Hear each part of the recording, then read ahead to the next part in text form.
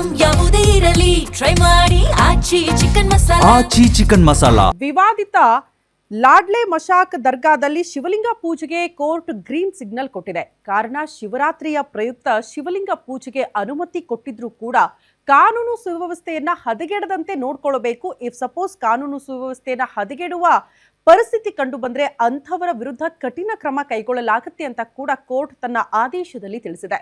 ಈ ಕುರಿತು ಒಂದು ರಿಪೋರ್ಟ್ ಇದೆ, ಬನ್ನಿ ನೋಡ್ಕೊಂಡು ಬರೋಣ.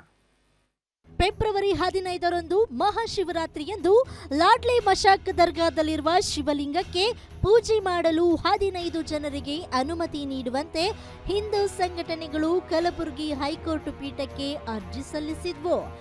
ಅರ್ಜಿ ವಿಚಾರಣೆ ನಡೆಸಿದ ಕೋರ್ಟು ಕೇವಲ ಒಬ್ಬರಿಗೆ, ಅದು ದೂರುದಾರ ಸಿದ್ದರಾಮಯ್ಯ ಹಿರೇಮಠ ಎಂಬುವವರಿಗೆ ಮಾತ್ರ ಪೂಜೆ ಸಲ್ಲಿಸಲು ಅವಕಾಶವನ್ನ ನೀಡಿ ಆದೇಶಿಸಿದೆ.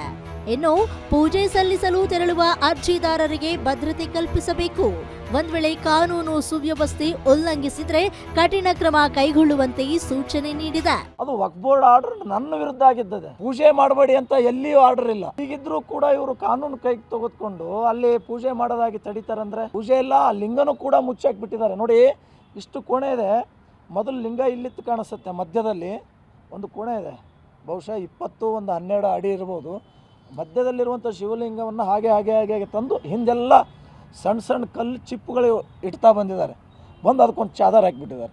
ಸದ್ಯ ಹಿಂದೂಗಳಿಗೆ ಇದೀಗ ರಾಘವ ಚೈತನ್ಯ ಶಿವಲಿಂಗ ಪೂಜೆಯೇ ದೊಡ್ಡ ಪ್ರತಿಷ್ಠೆಯಾಗಿದೆ. ಶಿವರಾತ್ರಿಗೆ ಶಿವಮಾಲ ಧರಿಸಿ ಸರ್ವಸನ್ನದ್ಧರಾಗಿದ್ದಾರೆ. ಇತ್ತ ನ್ಯಾಯಾಲಯ ಷರತ್ತುಬದ್ಧ ಅನುಮತಿ ನೀಡಿದೆ. Srikanth Baral, guarantee news, Kalaburagi.